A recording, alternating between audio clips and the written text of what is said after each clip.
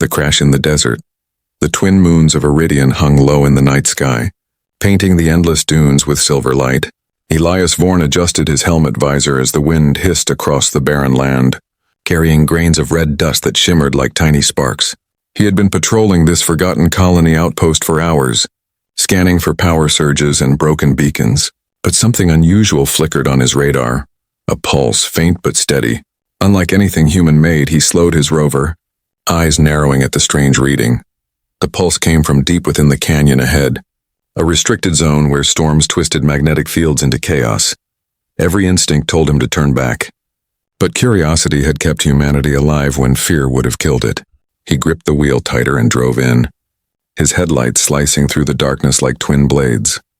The canyon walls rose high around him, towering shapes carved by centuries of wind, and then, as lightning flashed across the distant clouds, he saw it. Half buried in sand and smoke lay a ship, alien, sleek and glowing faint blue under the starlight. The hull was cracked open like an egg, releasing wisps of vapor that shimmered as if alive. Elias stepped out carefully, rifle raised, every step crunching over burnt metal. He could hear the faint crackle of damaged circuits, the hum of something trying to stay alive. "Hello?" he called out softly, though he doubted anyone inside would understand. Silence, only the whisper of sand against the hull. He moved closer, the heat of the wreck warming his suit sensors. Then a sound, a cry, small and trembling, almost like a child's sob. Elias froze, scanning the wreck, his heart pounding. The sound came again, softer this time, muffled, coming from under a piece of bent metal near the engine core. He rushed forward, lifting debris with shaking hands, and beneath it he saw her, a little creature, no bigger than a human toddler. Her skin pale blue and faintly luminous. Her hair floated like strands of silver mist, her eyes half open but shining with fear and confusion. She was breathing, shallow and uneven, her small hand clutching a metallic pendant that pulsed with weak light. Elias knelt beside her, whispering, "It's okay. I'm not going to hurt you." She looked at him, eyes glowing brighter for a second as if trying to read his heart. He checked her vitals using his wrist scanner. Oxygen low, body temperature unstable. Whatever species she was, she wouldn't survive long in this atmosphere. Elias hesitated, knowing this was a diplomatic nightmare. Humans and the Varelians were not allies. Their last encounter had ended in near war. If he took her in, Command could accuse him of treason. But if he left her here, she would die alone among the ruins. He took a deep breath and made his choice. "Hang on, little one," he murmured.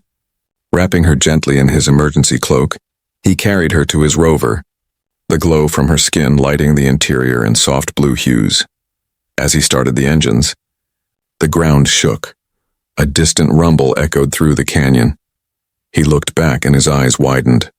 Dozens of tiny machines, scavenger drones, were emerging from the sand, drawn by the energy signature of the wreck. Their red sensors blinked like hungry eyes cutting through the dark.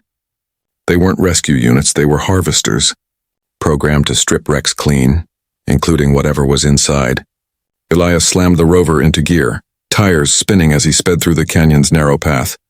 Behind him, the drones lifted off, their mechanical wings buzzing like angry insects. The chase began. Sand burst into the air as beams of red light sliced across his path. One shot grazed the side of the rover. Burning through metal, Elias swore under his breath, gripping the controls tighter. The little alien stirred, her small voice crying out, a soft musical tone that vibrated through the cabin. Suddenly, the console lights flickered and the rover's damaged engine stabilized, as if her cry had somehow fixed it. He looked at her in disbelief. What are you?" he whispered. But there was no time for answers. The canyon narrowed ahead and he swerved sharply, sending 2 drones crashing into the rock walls. After a long minute, the remaining drones fell behind, losing signal in the storming winds. Elias slowed, heart racing, sweat running down his neck. He looked down at the child.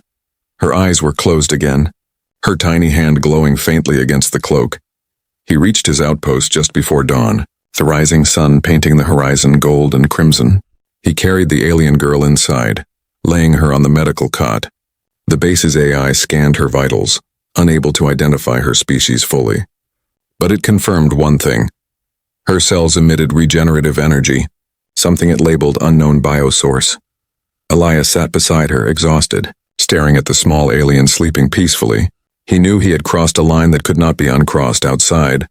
The desert wind howled over the silent wreckage miles away, and far above, in the cold emptiness of space, a faint signal pulsed from the debris. It was a message weak but clear. Someone, somewhere, had just learned their child was alive, and now they were coming. The girl who spoke through light. The first light of dawn spilled across the dunes, turning the horizon into a river of gold. Inside the small outpost, machines hummed quietly, screens flickered, and the air smelled faintly of ozone and metal. Elias Vorn sat beside the narrow medical bed, his eyes heavy but alert, watching the small alien girl breathe softly. Her chest rose and fell in a strange rhythm, and with every breath, faint blue light rippled across her skin like liquid energy. He had seen many things in the colonies: crashed freighters, strange signals, even forgotten AI ruins. But nothing like this child. She looked fragile, almost too delicate for this harsh world. Yet the energy she carried felt ancient and powerful. The base's AI, named Terra, spoke softly through the speaker.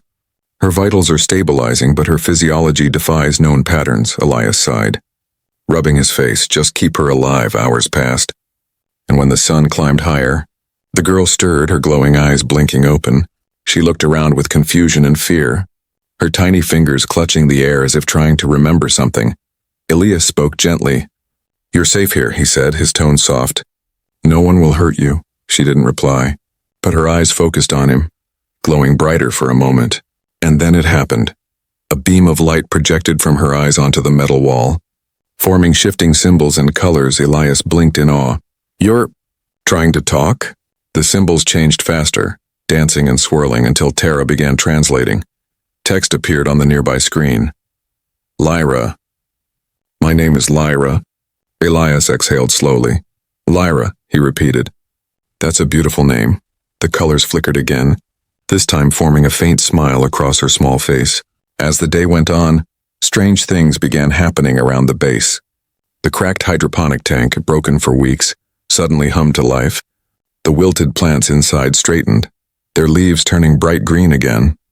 The air smelled fresher, cleaner. Terra's voice came through again, slightly distorted. "Environmental improvement detected.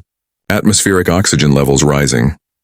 Elias turned toward Lyra, who sat watching him with glowing eyes. He whispered, half to himself, "You're doing this, aren't you?" Lyra tilted her head, unsure, then lifted her hand. A tiny orb of light formed in her palm, spinning gently, like a miniature sun.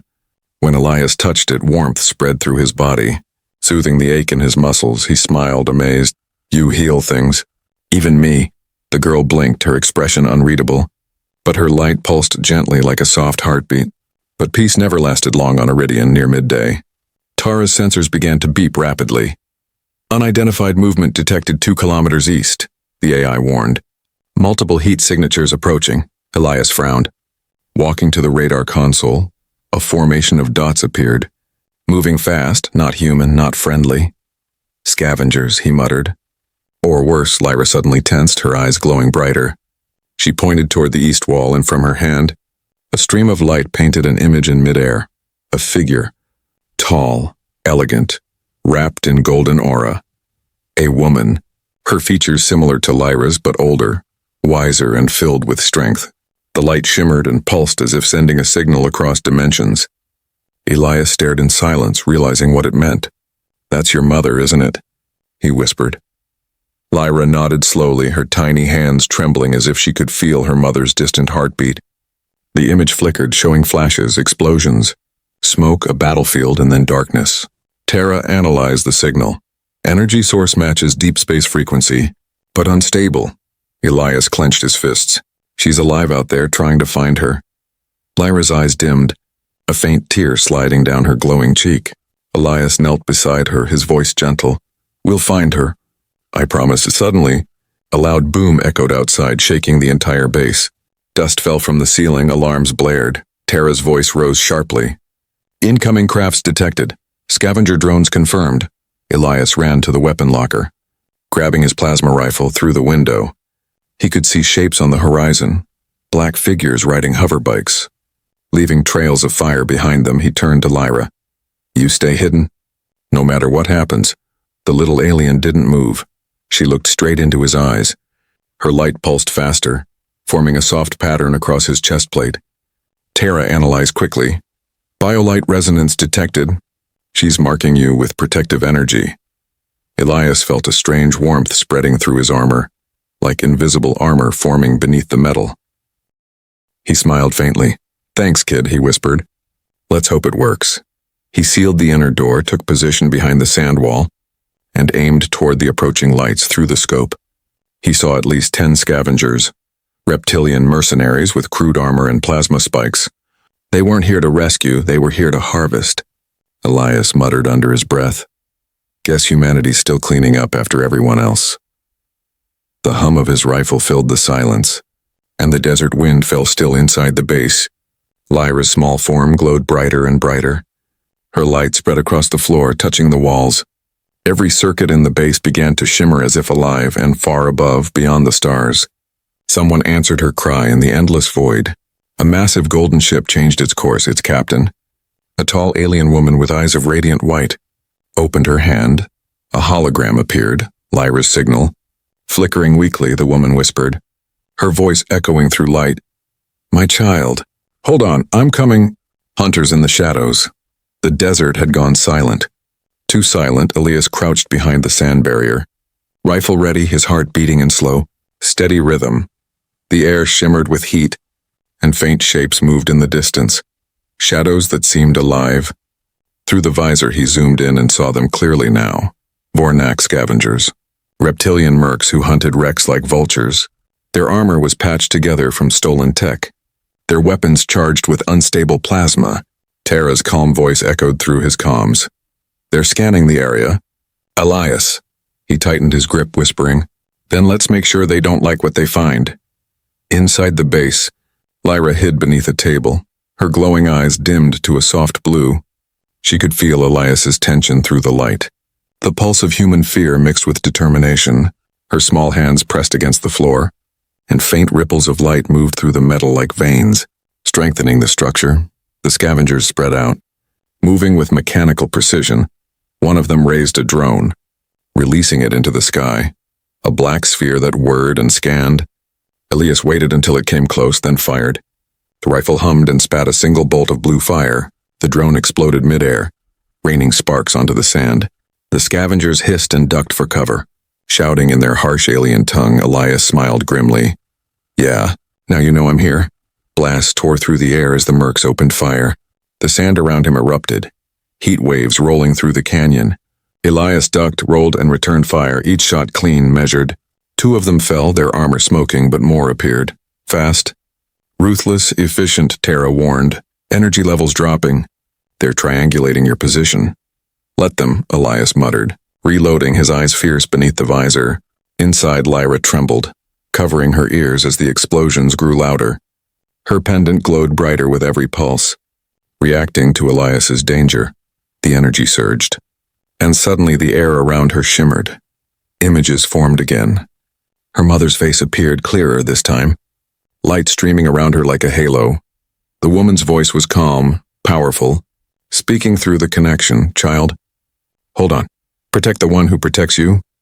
Lyra's small body began to glow with intensity, light spilling across the room like sunlight through water. Machines flickered, the lights in the outpost dimming and then stabilizing. Tara's sensors spiked. Unknown energy surge detected. Source the child. Elias felt it too. The air thickened, warm, filled with static. A stray plasma bolt hit the sand beside him but fizzled out before impact. Disintegrated by an invisible field, he blinked in disbelief. That's impossible. Then he heard a mechanical scream. A scavenger's armor began to melt, blue light crawling up its legs like fire. The creature fell, writhing, as the same energy spread to its weapons, disabling them one by one. Lyra's power was protecting him. She didn't understand how, but she could feel his fear and answered it with her light. Elias used the moment to strike, taking down another attacker with a clean shot to the chest. But then the ground shook. The scavengers had brought a crawler, a heavy siege drone with 4 mechanical legs and a plasma cannon mounted on its back. It crawled over the dune, its shadow falling over the base like a dark god. Elias ducked inside, locking the metal door behind him. Tara, how long until it breaches? 3 minutes, the AI replied calmly. Its plasma core is unstable. 3 minutes is enough, he whispered. Looking toward Lyra, The little alien stood now, trembling but glowing brighter than ever. The pendant on her neck pulsed like a heart, and she looked at Elias with unspoken trust. He knelt beside her, placing his hand gently on her shoulder. "We're not dying here, not today." She raised her hands, and the air vibrated. The walls hummed with resonance, and a wave of light burst outward from her small frame. Outside, the crawler's sensors glitched, its systems freezing mid-fire. The mercenaries screamed as their weapons overloaded and exploded in sparks. Elias shielded his eyes as the room filled with pure white light.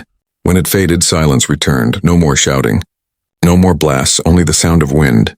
He stepped outside carefully. The battlefield was quiet. The scavengers unconscious or fleeing. The crawler lay dead, its core melted like wax under a sun. He turned to see Lyra standing in the doorway, swaying weakly, her light dimming. She looked drained, but her eyes were soft. Peaceful, Elias rushed to her, catching her before she fell. "Easy," he murmured. "You did good, kid. You did real good." Tara's voice broke through. "Signal detected." Elias frowned. "What kind of signal?" "Deep space frequency directed toward our coordinates." "Origin unknown." He looked up at the night sky through the cracked dome. And there, in the distance beyond the atmosphere, something massive shimmered, a golden light growing larger. Approaching fast, Elias whispered, "She's coming." Lyra's lips parted, and a soft word escaped, her first spoken one. "Mother." The light above the desert intensified until it looked like dawn had come early. And far beyond, a presence stirred, calm, ancient, unstoppable. The healer of stars had found the signal of her lost child, and she was coming to Iridian. The healer's promise. The desert night was no longer dark. It glowed gold and white, as if the stars themselves had descended upon the sands of Iridian. Elias shielded his eyes, the light washing over the dunes like a silent wave. His heart pounded in his chest. The signal Lyra had sent had been answered. Something was descending from orbit, something alive, something ancient. Tara's voice trembled for the first time. Unidentified ship entering atmosphere. Energy levels off the scale. Elias glanced at the little alien girl, who now stood at the open hatch, her silver hair flowing in the wind, her pendant pulsing in rhythm with the light in the sky. She whispered one word again, her small voice shaking. "Mother?" The cloud split open and a beam of gold tore through the heavens, spiraling down like divine fire. The dunes quaked as the air filled with a low, melodic hum, not mechanical, not hostile, and something pure, almost sacred. Elias stared as the golden ship emerged through the storm, its surface shimmering like liquid sunlight. It didn't land. It hovered, casting a halo of warmth across the desert. The air smelled of flowers that should not exist in this world. And for a moment, Elias forgot the pain in his arm, the fear in his chest. A ramp unfolded from the ship's side, slow and graceful, and a figure appeared, tall, radiant, her form outlined in light, her eyes glowing with the same gentle fire as Lyra's. She floated down to the ground, her steps leaving ripples of energy in the sand. Lyra broke free from Elias's grasp and ran forward. The golden woman knelt, opening her arms, and the child rushed into them, glowing brighter as their lights merged. Elias stood frozen, speechless. Tara whispered through his helmet, "This energy, it's healing the terrain itself, indeed." The scorched sands beneath their feet began to bloom, green shoots pushing through the dust, tiny flowers forming instantly. Elindra, the healer of stars, lifted her gaze to Elias. Her voice was calm and soft, but it carried the weight of galaxies. "You are the one who saved my child," she said. Each word flowing like music. Elias nodded slowly, unsure whether to bow or speak. "She would have died out there," he said quietly. "I just did what anyone should." Elindra smiled faintly, sadness flickering behind her eyes. "Few among your kind would risk their life for ours." Before Elias could reply, a distant rumble broke the moment. The horizon flashed, scavenger reinforcements, dozens of them, riding over the dunes like a swarm of locusts. Elindra's serene expression hardened, her eyes turning bright white. "They follow death," she whispered, "even when life stands before them." Elias raised his rifle instinctively. "They won't stop, they're desperate." Elindra placed a hand on his shoulder instantly. The pain from his earlier wound vanished, his strength returning as though time itself had reversed. Her touch was like sunlight after a long winter. "You will not need to fight, human," she said softly, "for I made a promise long ago. never to let hatred drown the innocent again. She raised her hand slowly. Golden tendrils of energy flowed from her palms, weaving through the air like living vines. The approaching vehicles screeched to a halt, their engines sputtering, their pilots shouting in confusion. Then the golden light spread across the battlefield, not burning, not destroying, but healing. The scavengers' weapons crumbled into dust, their armor melted away, revealing broken creatures beneath. Weak, scared, starving. Elindra looked at them not with rage but with sorrow. "You were made by war," she said, "and so you became it." Her light surrounded them, soothing, calming. One by one the scavengers dropped to their knees, weeping silently as their rage faded into peace. Elias watched, stunned. He had seen wars, seen soldiers die screaming, but never had he witnessed a force that healed instead of destroyed. When the light faded, silence returned. The desert smelled of rain, though there were no clouds above. The defeated scavengers stood and walked away quietly. Leaving their weapons behind, Elindra lowered her hands. Her glow dimming slightly, she turned back to Elias, her expression soft again. "Every time we destroy, the universe remembers," she said, "but when we heal, it forgives." Lyra looked up at her mother, eyes bright with admiration, then turned to Elias. She reached out her hand and touched his chest. A soft light spread where her fingers met his armor, and something solid formed in a crystal shard. Golden blue embedded within the metal. Elindra nodded. "A fragment of our essence," she explained, "so you may heal what others destroy." Elias looked down at it, unsure what to say. "I'm just a mechanic," he murmured. Elindra smiled. "Then you will fix more than machines." The wind carried their laughter, soft, strange, full of life. But above them, the golden ship began to pulse again. Ready to leave, Elindra lifted her child gently, cradling her against her chest. "It is time," she said, "but this world will not forget you." "Elias Vorn," he nodded slowly, his throat tight. "Nor I. You."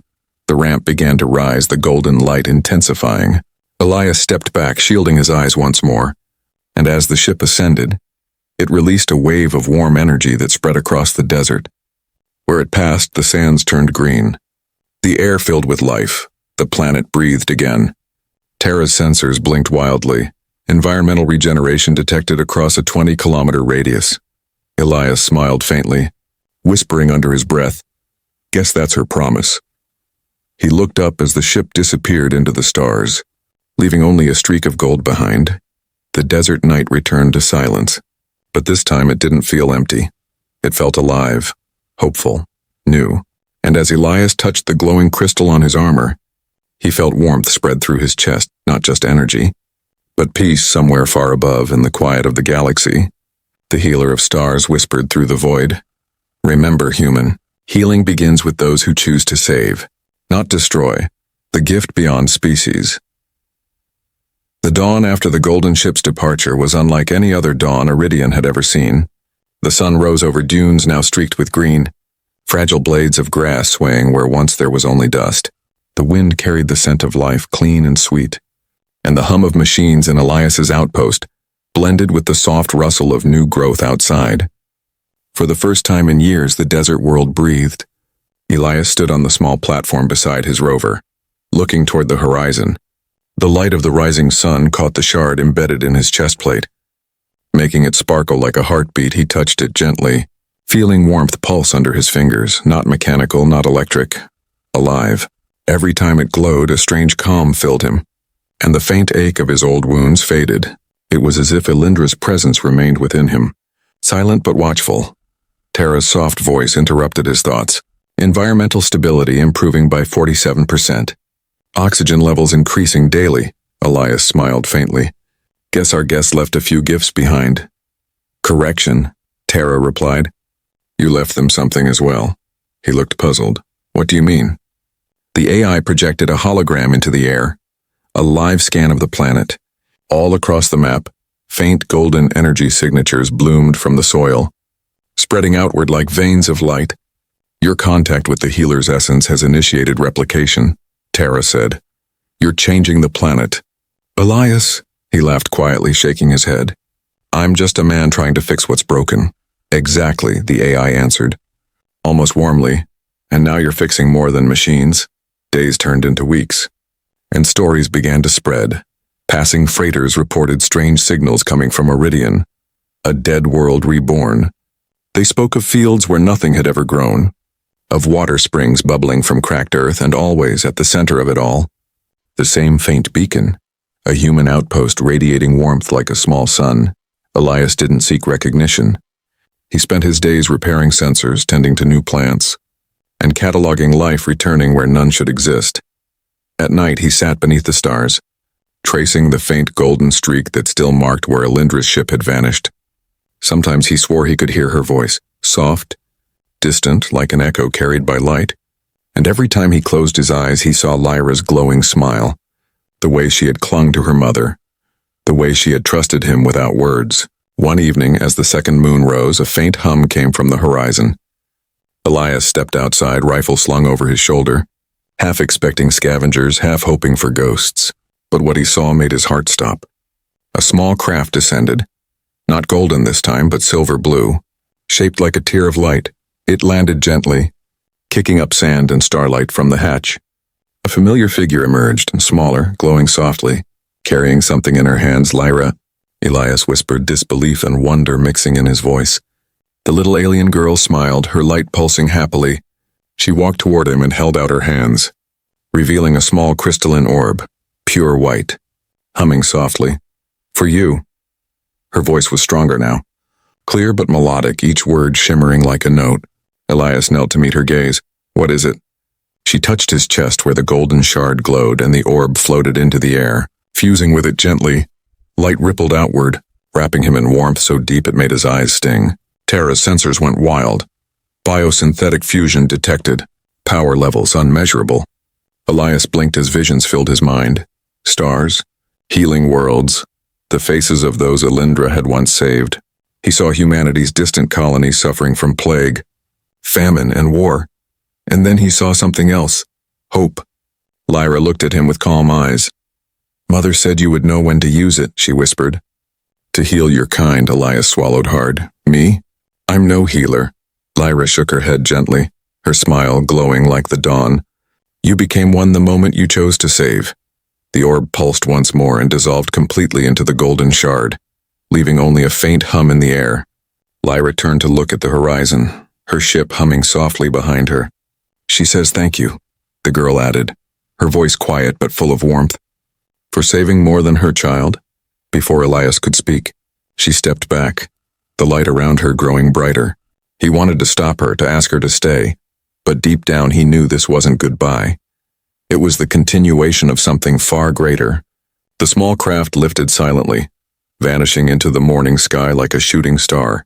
Elias stood alone again, the golden winds brushing against his face, but something had changed. The air seemed to hum with life, as if the entire planet was whispering its gratitude. Weeks later, the first human colony ship landed on Iridian. What they found left them speechless. A thriving ecosystem where once was barren wasteland, and at its center, a man standing beside an ancient beacon that glowed gold and blue. When they asked who had done this, Elias simply smiled and said, "A little girl and her mother showed me how." They didn't understand, but they didn't need to because the proof was all around them. Life reborn, wounds healed, worlds forgiven. And as the stars rose that night, the beacon on Iridian sent one final pulse into the void, a message carried through the cosmos, a memory of what one act of kindness could become. Light years away aboard her golden ship, Elindra paused for a moment. She closed her eyes, smiling softly. My promise kept, she whispered, and humanity remembered. The universe glowed just a little brighter that night, and on a small world that was once dust and silence, the wind sang through living fields. It carried no words and only warmth, only peace, and for the first time in 1,000 years the stars themselves seemed to rest. Content because one human chose to save, not destroy, and the galaxy would never forget it.